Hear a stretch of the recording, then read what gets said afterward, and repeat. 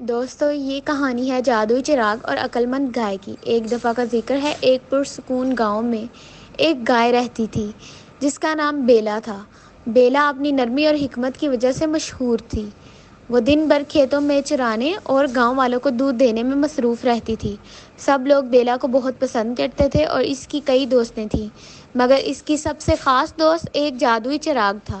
یہ چراغ عام چراغ نہیں تھا، یہ گاؤں میں نسل در نسل منتقل ہو رہا تھا۔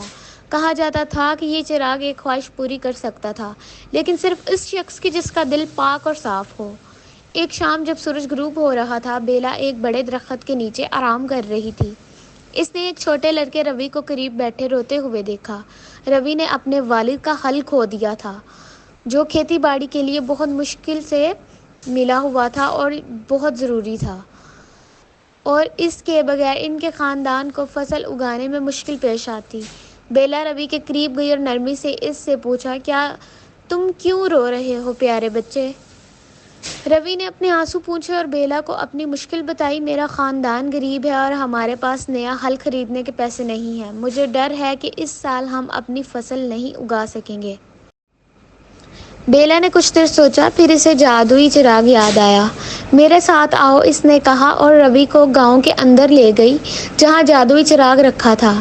یہ ایک جادوئی چراغ ہے جو ایک خواہش پوری کر سکتا ہے، لیکن یاد رکھو یہ صرف ان لوگوں کی مدد کرتا ہے جن کے دل پاک اور پاکیزہ ہوں۔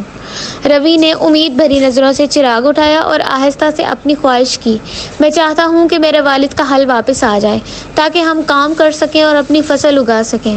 چراغ ایک لمحے کے لیے روشن ہوا اور اچانک دور سے دھات کے نیچے کی آواز آئی، اور گمشدہ حل تھا جو ایک درخت کے پاس پڑا ہوا تھا جہاں روی اسے بھول گیا تھا۔